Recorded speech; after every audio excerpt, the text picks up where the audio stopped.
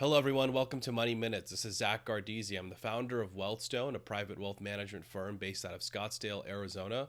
I'm the host of Money Minutes, and I'm also a certified financial planner. So, here on Money Minutes, I share with you the latest market headlines and my outlook for what's ahead. So, today we'll focus not only on a major market headline, but really a global headline, which is the re election of President Trump. So, Donald Trump will become the 47th president of the United States, and he'll be only the second president to ever be elected to non consecutive terms. The only other president to do so was Grover Cleveland.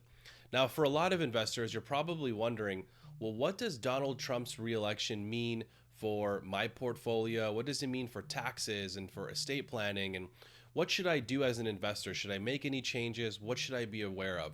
So, today I want to answer many of those questions and help you understand what the future may look like with a second term for President Donald Trump. So let's get right into it. So, a lot happened in the market today. We'll unpack it by focusing on a few different categories. We'll start with the stock market. So, the stock market had a pretty remarkable day. But when I say the stock market, I do want to break this down into categories because not all areas did well. Just to keep it pretty broad, the US large cap, mid cap, and small cap markets did amazing today. International markets had a pretty bad day. And it really makes a lot of sense as to why.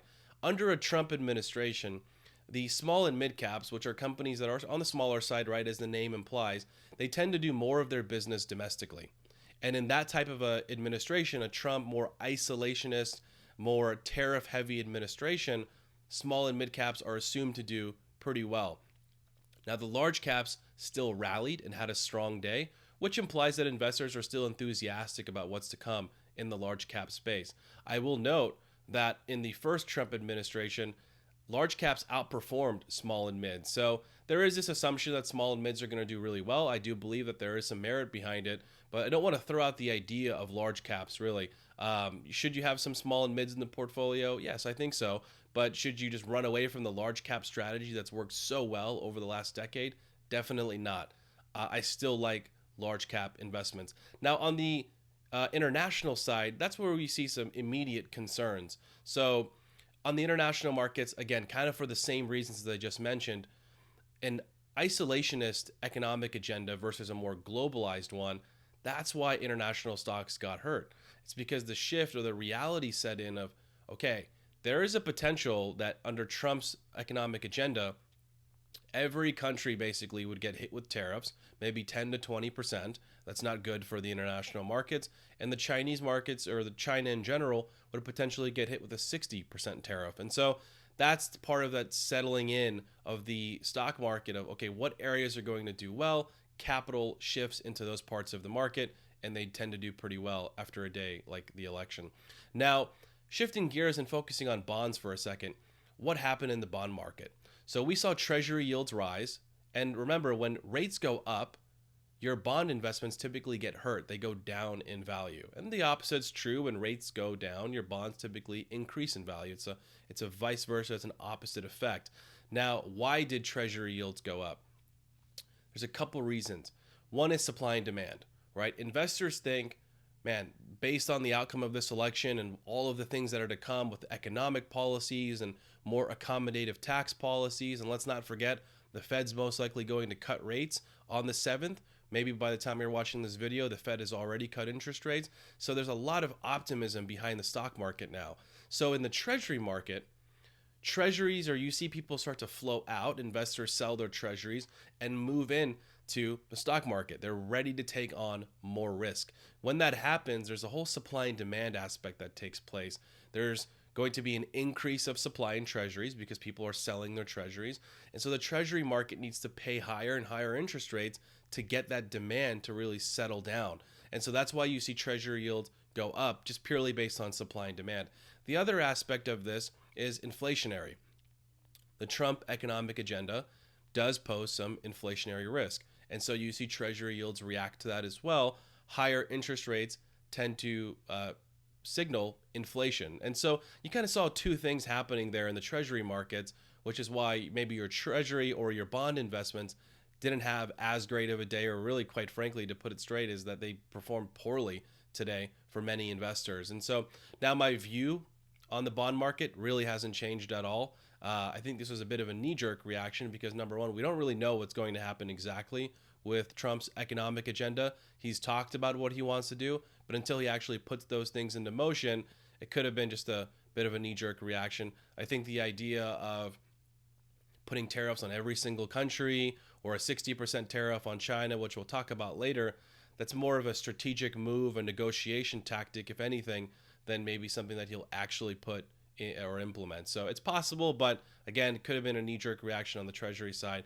And from an inflationary standpoint, a lot of times the Treasury market, especially this year, we've seen some pretty serious swings in yields just based on emotion or based on some current events happening in the market. Let's not forget, the Federal Reserve is still trending towards cutting interest rates. I think on November 7th, also in December, and a few times next year as well. So the rates are going to go down. And again, I do feel like this move by the Treasury market was premature. Now, shifting gears to the alternative investments market. So private equity, private real estate, and private credit. We'll focus on that for just a moment. There are many other aspects of alternative investments. So just to kind of explain at a very high level, alternative investments are basically any investment that's not stocks and bonds. Now, I focus a lot on private equity, real estate, and credit, so that's where we'll focus on today's video.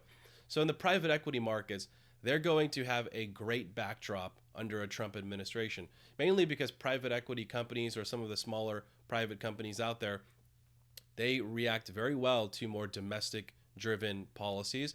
You also have the notion of lower interest rates, which help improve valuations in private companies, which will help spur more deal-making activity. You've also got lower tax rates, right? So potentially lower corporate income tax rates, that would be great for private companies. And so the overall backdrop for private equity remains very good. And so I think it'll be great. And this is something I'm doing for clients at Wealthstone, is allocating more capital into the private equity markets.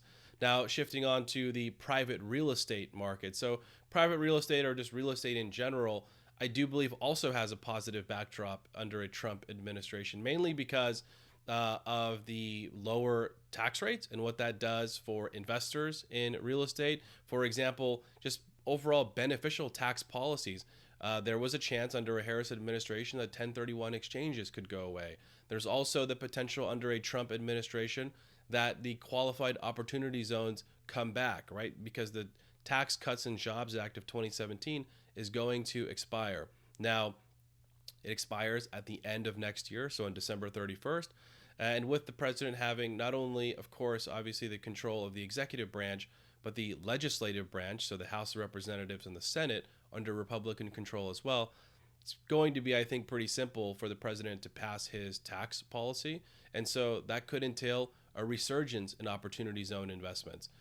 There's also the potential of tax-free manufacturing zones. So this is a policy proposal from the president where basically certain parts of the country would be designated as tax-free zones for domestic manufacturing.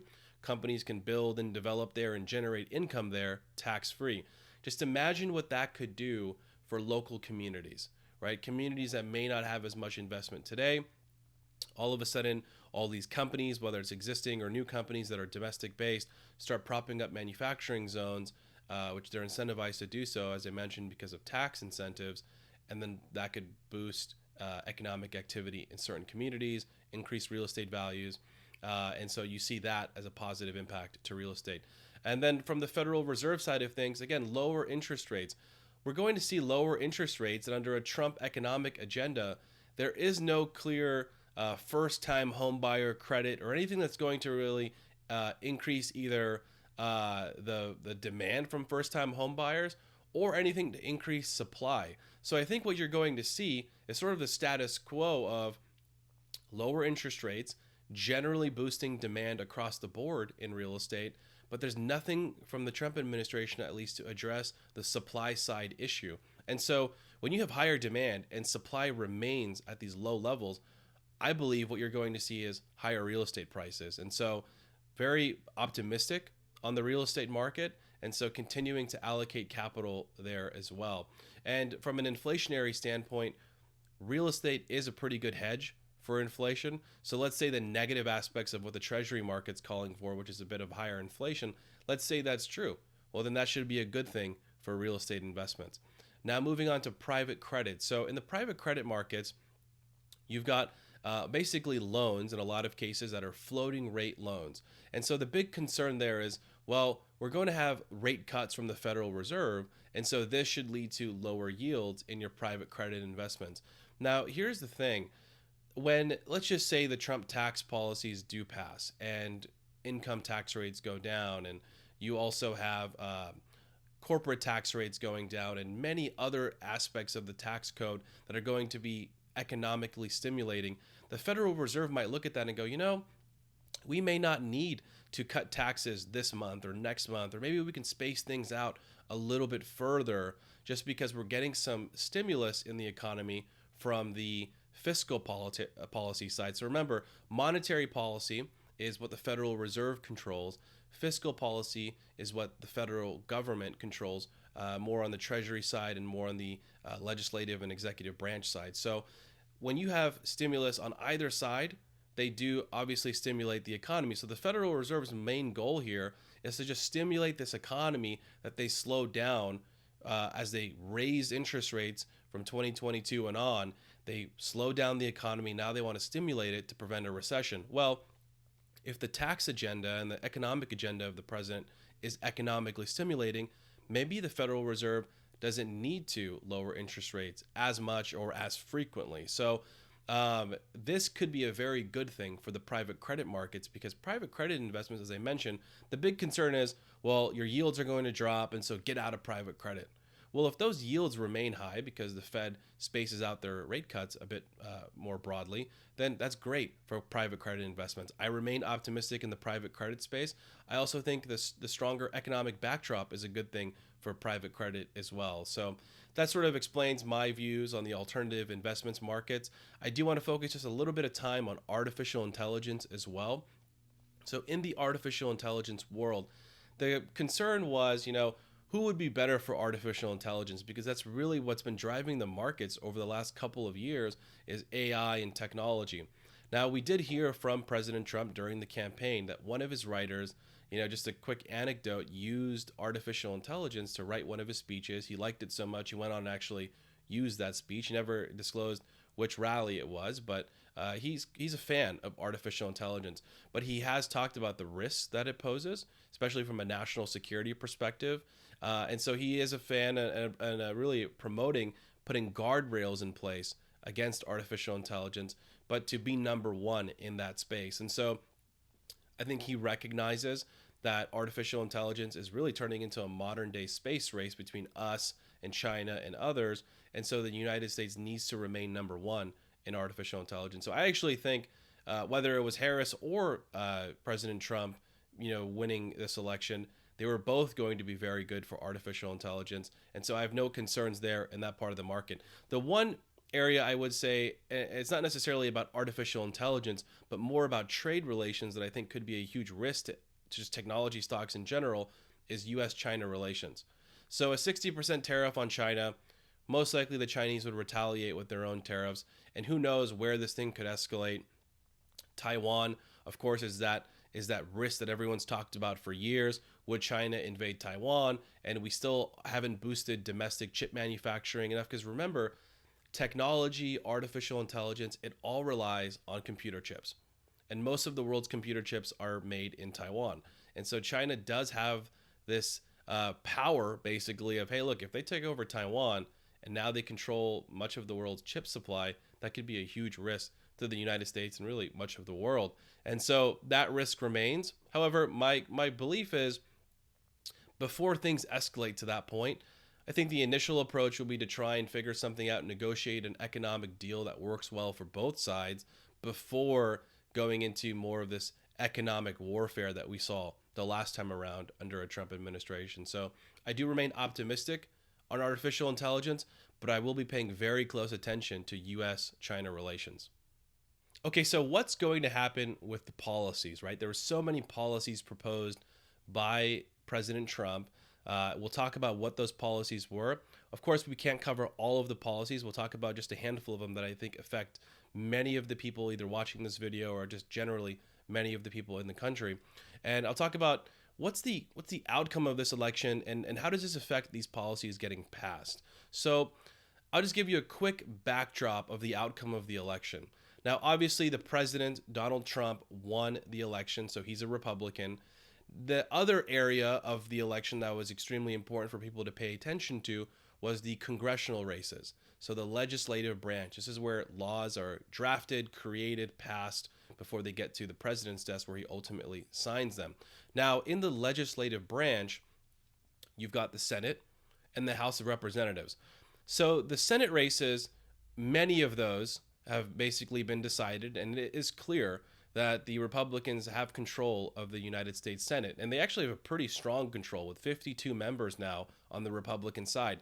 There are, at the time of this video, a couple races still undecided, Pennsylvania, Arizona, and Nevada, actually. And so the Arizona race looks like potentially it's heading towards the Democratic side, but the Pennsylvania and Nevada races do look like they're leaning towards the Republicans. So just basing off of the latest numbers, my gut tells me there will be 54 Republicans on the U.S. Senate. Now, here's why that's extremely important. Because, of course, so J.D. Vance, the vice president, he also has another role beyond just vice president, which is president of the Senate. So as president of the Senate, he gets to make the tie-breaking vote if there even is a tie. Now, that gives another edge to the Republicans. But there are a couple senators, such as Susan Collins and Lisa Murkowski, who pretty commonly disagree with Donald Trump's agendas and have been an issue with getting some of his policies passed in the past, right? So when you have such a strong majority in the Senate, let's say 54 plus a J.D. Vance, Susan Collins and Murkowski, their opinions don't necessarily matter. Things will get passed without their approval. So they lose a lot of power, and it really an insane amount of power to Donald Trump to get his policies passed through the United States Senate. Now, moving on to the House of Representatives, which prior to the election was in the control of the Republicans, it looks like, based on the current results of the election, some of them have not been called yet, Republicans will also maintain control of the House of Representatives. Now, here's why that's important. Speaker of the House, Mike Johnson, is a very close ally of Donald Trump. So in the House of Representatives, that's where revenue bills are created. That's where they start. Revenue bills like spending bills, but also tax bills. And so the tax bills will start in the House. They'll most likely easily pass through, get to the Senate, and I think also easily pass through the Senate, eventually landing at the president's desk where, of course, he'll sign those bills that he helped push through. And so when I consider Trump's policy agenda, I think many of his policies will actually pass. And so I think, as we analyze this, we analyze it from that perspective of many of his proposals from the campaign trail are going to pass. So I'll talk about just a few of them. Number one, estate taxes. Many call it the death tax. So currently, if you pass away, let's say you're a single individual with $13.9 million, you don't pay any estate taxes. If you pass away with a net worth or a taxable estate greater than $13.9 million, every dollar after $13.9 million gets taxed at basically 40%. And so that's at the federal level. There are also states that charge a state level death tax or estate tax. So be mindful of that. Now, the $13.9 million, that's part of the 2017 Tax Cuts and Jobs Act that President Trump passed the first time around. That tax cut was supposed to expire at the end of next year. Now, when that expires, if it were to expire, the estate tax exemption would drop from $13.9 million back to the 2017 level pre-Tax Cuts and Jobs Act plus some inflation, so somewhere around $7 million. So imagine someone today with a net worth of right around $14 million probably pays no estate taxes, but if the tax code were to have just expired, or if President Harris were to have gotten elected and passed her agenda, many more Americans would have owed estate taxes upon their death. So the estate tax is most likely not going to change because, as I mentioned, President Trump's tax policies should pass quite easily next year. So The estate tax is relatively safe. There was also some other things that were on the table too. For example, in the Harris administration, such as taxing unrealized capital gains for ultra high net worth individuals. That's obviously not going to happen. Also, getting rid of the step up in basis, a huge thing for a lot of my clients. That is going to remain intact, which is great news. So I think estate planning attorneys, you're breathing a huge sigh of relief. But we'll see what happens with the tax code and the estate planning laws come next year. Now, shifting gears to income taxes. The big question, what is going to happen with income taxes? So again, pre-Tax Cuts and Jobs Act of 2017, everybody's income tax brackets were a few percentage points higher. If the tax code were to expire at the end of next year, everyone's tax rates would go higher. The other aspect there is the standard deduction. It's basically double what it was pre-Tax Cuts and Jobs Act. So the fact that President Trump was reelected, personal income tax rates are most likely going to stay at these lower levels because his agenda is to make the Tax Cuts and Jobs Act permanent. Also, the standard deduction would remain at these higher levels as well. And so there were some other elements of his income tax policies that he's talked about throughout his campaign. For example, no tax on Social Security. That's huge for a lot of my clients who, even high net worth investors, rely on their Social Security income. So getting rid of the tax there would be huge. No tax on overtime, no tax on tips. There are many Americans, whether you're on Social Security, whether you're relying on tips or overtime, or quite frankly, every single American over the last few years has really felt the impacts of inflation. And so lower taxes, whether it be lower income taxes, lower Social Security, or whatever it is, can help at least alleviate some of the burden of the higher inflation that we experience. Now, the $1 million question, or should I say the multi-trillion-dollar question, is how is the government going to pay for these tax cuts, right? And so whether it be on the corporate side where corporate income tax rates go down, or all of these various personal tax cuts that I just mentioned, the idea from the Trump administration is to create a lot more tariffs. So I do want to spend some time and talk about tariffs. I do think that they're a bit misunderstood and there's a lot of assumptions made on tariffs. So I want to clear that up and give you my perspective on tariffs. So when it comes to tariffs, a tariff is basically a tax on imports. When an import comes into the United States, we put a tax on that. Whether it's 10 or 20% or 60%, whatever it is, there is a tax. Now, what ends up happening is the seller of that product, right? They don't want to pay that tax. So what they'll do is they'll just raise the price of their product to accommodate for whatever taxes that they were charged. Now, here's the Trump way of thinking on this. Let's say you've got two products, one's made in America, one's made in, let's say, China. And they're equivalent products in terms of quality and everything else, but the only big difference is the Chinese product is much cheaper because their labor costs are a lot lower than American labor costs. Well, by using this tariff strategy, you raise the price of the Chinese good, and then maybe the American good is close to or better priced than the Chinese good. This should result in an economic boost for American companies here domestically, right?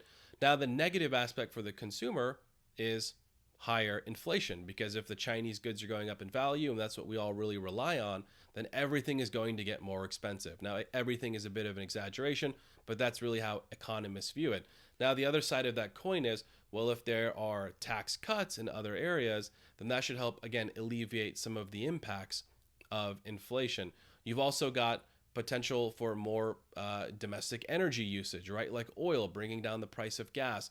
That could alleviate some of the impacts of the inflationary elements of tariffs. So there is that aspect of tariffs that one should really consider. There's also the fact that this doesn't really get talked about a lot, but in 2000, when China was given the permanent trade relations status, if we consider all of the wealth that was lost in the United States from workers who were displaced or had to change careers or took permanent pay cuts or maybe were out of the workforce for an extended period of time, industries that were destroyed, there is something that we're not really tracking, which is how much wealth was lost for everyday Americans by shifting that overseas.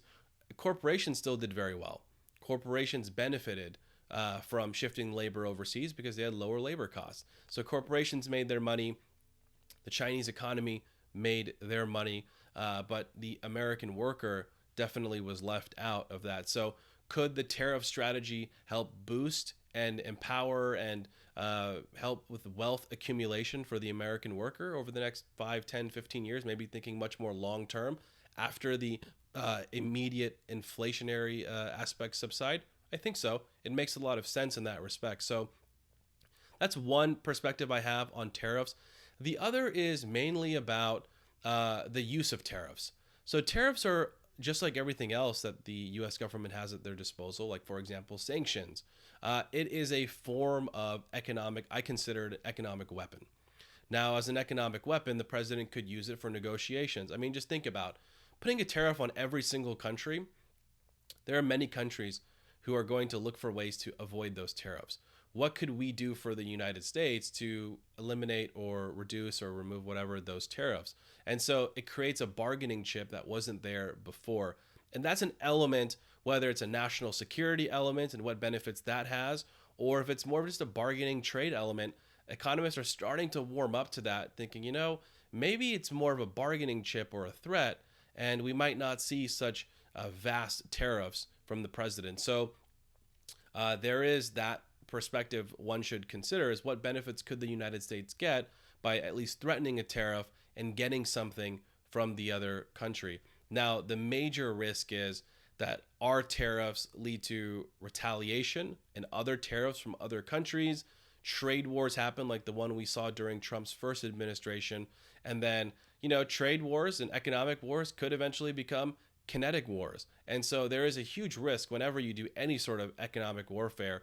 And so I think personally, the tariff strategy, it's a bit risky, but there is this silver lining or this potential of it being a huge economic boost to the United States. And so I don't want to just paint a broad, stroke of a brush here and say, it's a terrible idea and it's just going to lead to disaster. The U.S. was quite successful in the past of just utilizing tariffs. So hopefully that answers the question of, what's going to happen with income taxes and how are we going to pay for it. But overall, those are many of the policy agendas from the economic and tax perspective that I wanted to focus on. And as I mentioned, the odds of many of these policy items passing is very high, mainly because of the, Republican control across basically all of the federal government. So a lot of things happened after the election. A lot of things will continue to happen. I'll make sure to keep you all updated on any new developments, especially those that affect you from a financial or tax perspective.